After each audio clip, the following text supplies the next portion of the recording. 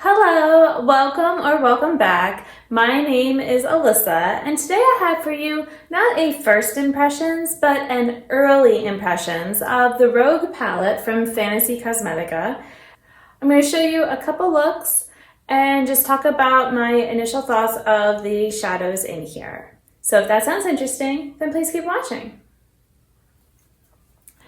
So I've known about Fantasy Cosmetica for a while. Something that was kind of appealing to me was that they're magnetic. The color stories had been, kind of interesting, not always like quite what I was looking for, because I try to keep my collection like just the shadows and colors that, I really enjoy wearing.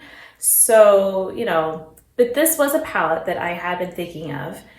One particular reason was this shadow over here called Deception. Basically, there was an eyeshadow that I finished last year from a palette. It was never the best eyeshadow.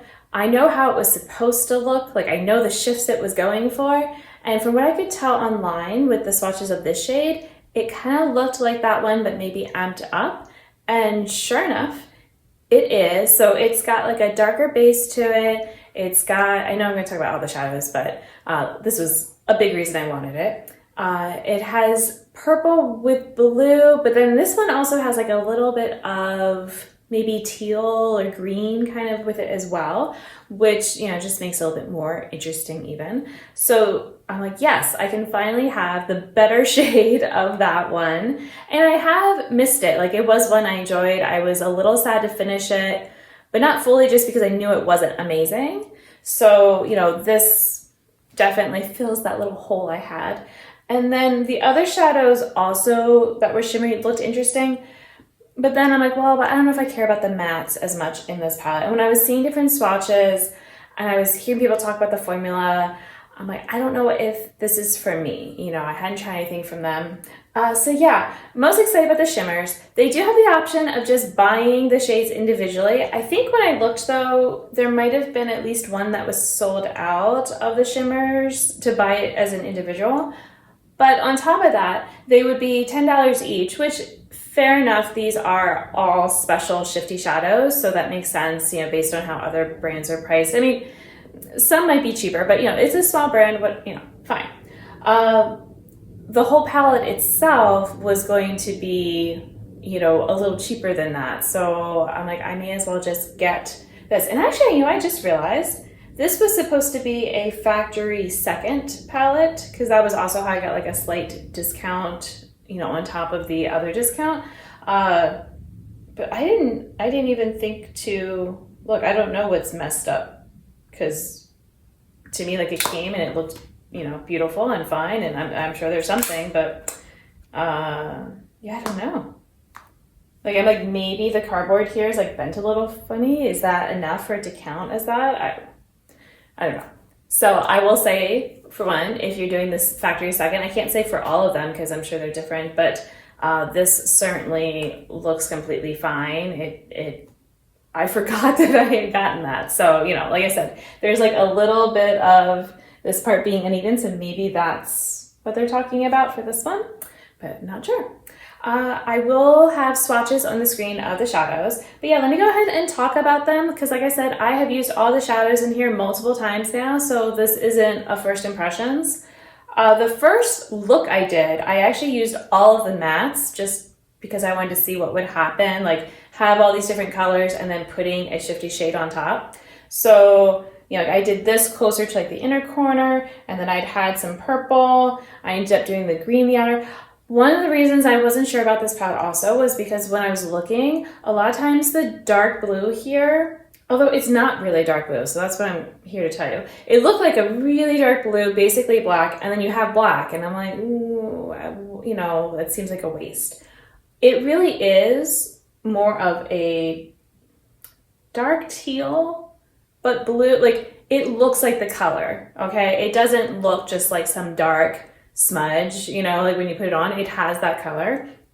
The black, it is pigmented, but there's something about it that feels really easily blendable. Like I found myself reaching for it just to use it to like kind of smudge along the lash line or something with other looks, just because I've had it in my bag. It's like, oh, you know what? I'm gonna use the black there. It's like I could use other blacks, but some of the ones I have are just so pigmented where it's black right off the bat. This, I like that it's just dark right off the bat, and then you can kind of build it up to black. So, you know, and it's not like I'm there building for a while. It's just that I can just take some, put it on, and I could just be done. Or if I want to make it true black, I would add another layer. It's probably enough to add just two. I feel like, I don't know. I can't say, I haven't like been counting, okay? And then yeah, this shade would also be kind of a worrisome thing because people talked about the mattes being buildable, and I'm like, well, I don't want to be sitting there because the shade, the palette that, you know, was making me think of this shade and all that, like I'm missing, the mattes that were in there were terrible. Okay, it didn't matter. I could pack them on like however, with whatever base, it did not matter. They would not stay, and it was so frustrating. So, you know, buildable doesn't always sound great to me. So this, I used a white base. I've also just used a regular, my Milani eyeshadow primer, and it also worked well.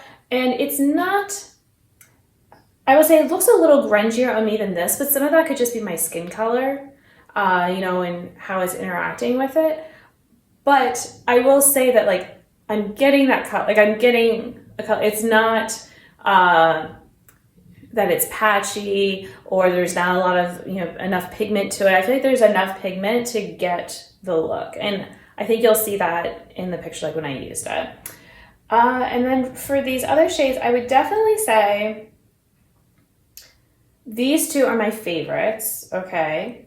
This purple, I also really like. I found myself just reaching for that, even though I have other purple. I was thinking, do I really need another purple? But there's something about this one that is just such a great tone on me that I really do enjoy it, so I'm happy to have it. And yeah, so these two shimmers, like I said, of course I was gonna like this one as long as it was, you know, better than the last one I had. And then this one I actually have on my eyes right now, so I'll again have to include some footage, but it's what's over most of my lid, and the inner corner is something else. I did use this purple out here, although I did mix it with something else, so it's not maybe true to color, so I have to see the other look maybe more for that, although I feel like I keep layering it with things just because I'm having fun. But I was, you know, using this purple mostly there and then having that there. So yeah, I've just been wanting to kind of reach those. This shade here, so when I got the palette, both of these had the little circles on top to keep them protected. And this one definitely needs it. Like it's just feels a lot looser. Okay, so, you know, I would say like I kept the circles, and I figure if I ever want to kind of travel with this palette, I don't know if I would remove the shimmers, even though they're magnetic, just because I would be a little worried, especially for this one, about that I would get disturbed. Yeah, there's no way to poke them out in the back, so it's just using my magnetic tool, which can be a little intense sometimes. So yeah, but I have the little circle that I could put on top to help with that one and that one. But this one isn't, like it is also kind of flaky. It doesn't pick up as well with a brush. Using my finger is best, but the finger doesn't like ruin the shadow as far as I can tell. It's been fine. And yeah, this one I'm still trying to, that's what part of it, like being in early impressions, I feel like I don't have a full grasp on what this shade looks like. It keeps being different than I expect. Like at first I thought when I swatched it in my arm that it would make a good inner corner type of shade, but then I did that and then I saw a bunch of the like pink base that I can see now from the side. And so then that was not a good look for me. So then it's like, all right, well, what could I do instead? So then I've, you know, done it on the lid, and then I don't see as much of the pink. Then it looks more just the shiny part. So I'm still trying to figure this shade out. I like it. It's just, it's always a surprise. And then this shade is sort of your blue-brown pigment type of style. It's not one I've used as much, so I'm also still trying to get a handle on it, but I do still like it. Like I feel like these are very smooth. Like this one's flaky, but it is still smooth. It's not like the Cosmos from Terra Moons, if you know about that eyeshadow, or ones like it. But yeah, so in general, they're very smooth. And like, I mean, you can kind of see like with this one, and that's even, I use glitter glue, which sometimes can make even a smooth shadow like kind of just grip on so much that it doesn't look smooth. But this, it still looks, you know, just almost wet. I can get kind of that wet idea that people talk about with this, I feel like. So yeah, like I said, these two shades I'm still going to keep learning more about, especially this one, because it just seems extra changeable. And the mattes, they're good. I like them. I don't have any issues with them at all. And even this green, I think this is actually a good green for me. I think of my Team Captain shade from ColourPop, and it's a similar green, but there's, I think, more gray to it, and this is a little bit more green. And yeah, so I like this. And I actually went and used this with something else. Just, you know, it's like I didn't have to use green, but I thought to, and I thought to use this one. So, you know, that's a good sign as well. So I just want to say that, yes, I am definitely a big fan of this. This outro is actually being filmed multiple days after the rest because I didn't realize I never actually signed off. So in the meantime, I've used the shades more times. I'm still kind of baffled by that first shade. It's just, it always looks a little bit different when I use it, and that's exciting and fun. So, you know, definitely a good shade. Just, I can't pinpoint exactly what it's going to do to tell you that. Today I actually have on Deception is the like main part here that you're seeing. And then I also underneath had used the shade Cunning, so this dark teal shade. I have then some other shades paired with it. But if you notice, I feel like this color story is just kind of affecting, even if I'm not using the shades from here. So like I didn't use this shade, I just used something else, but it's kind of coming off a similar look. So, you know, I've just been drawn to this and find it very inspiring and fun to use. So this is not meant to be like you should go out and get this. I'm just here to say that I enjoy the quality of it after using it for a couple weeks or so, I guess at this point, multiple times, you know, over that time. The price I feel like is, you know, very fair for what I'm getting. And yeah, that's kind of, you know, where I'm at.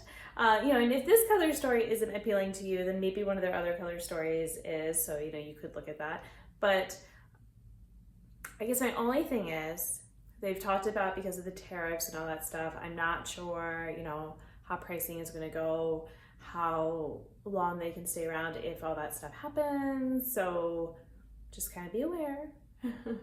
But that's all I have for you. So thank you for watching. Until my next video, I hope that you'll be doing well, and I'll see you then. Bye!